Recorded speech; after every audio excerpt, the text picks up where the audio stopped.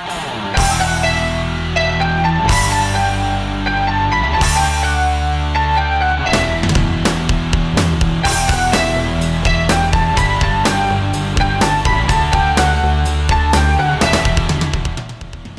pekný podvečer, milí priatelia.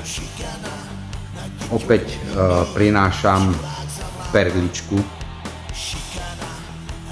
z toho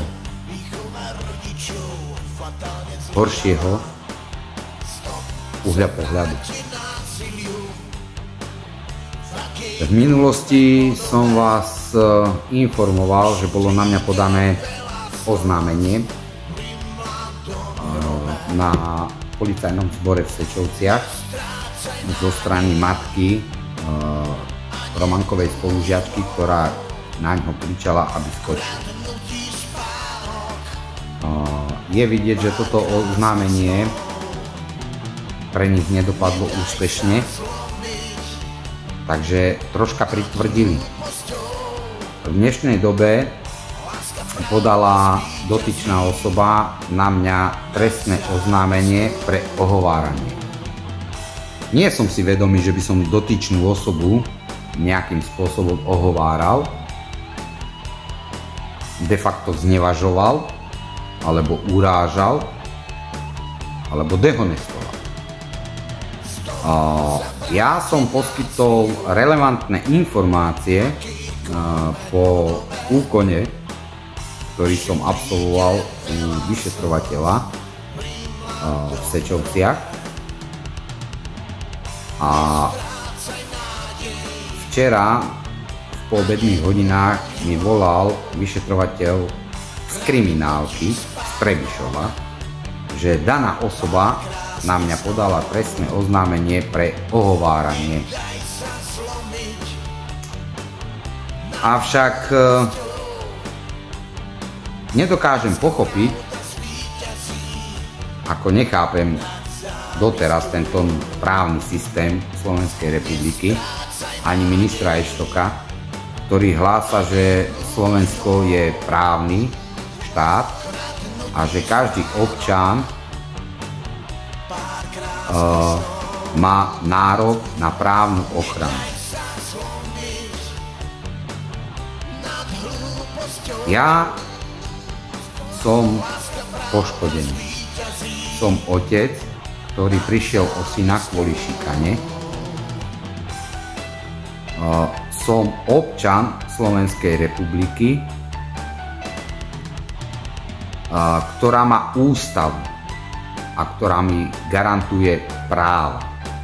Tak ako našim deťom, aj tým nenarodeným, garantuje právo na život.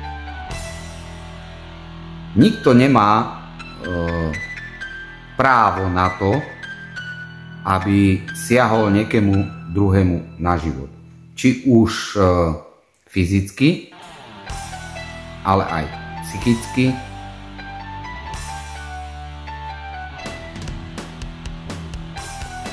A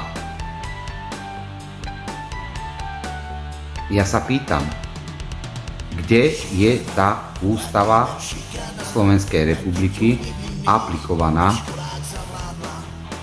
v ochrane nás poškodených, nás, ktorí trpíme, našich detí, ktoré sú na školách šikanované. Či už priamo na škole, alebo aj v tom kyberpriestore. Dneska máme elektronickú dobu a je vidieť, že tá kyberšikana, ktorá začína tam, po niektorých prípadoch, sa potom prenáša do šikany priamo na školách. Je to verbálna šikana, potom je to fyzická. Hej. A trestný zákon nechráni vôbec naše deti. Milí priatelia, ja vám ďakujem za vašu podporu.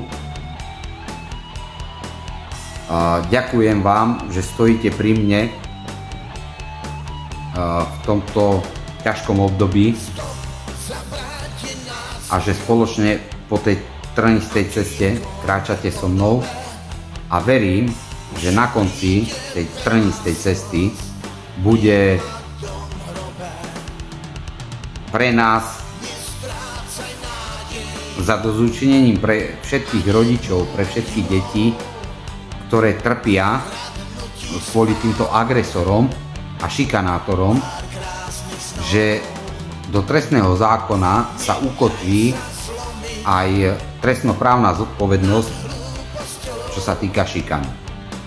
Pretože v dnešnej dobe táto šikana samostatne nie je adekvátne podchytená v trestnom zákone a samotní odborníci rozprávali, že v tomto smere trestný zákon nie je adekvátne prispôsobený na ochranu detí, hlavne detí. Pretože deti nemajú toľko možností, ako máme my dospelí, aby sme riešili svoje problémy. A verím, že na tom konci tej cesty, že bude aj prijatý zákon na ochranu detí, čo sa týka šikany.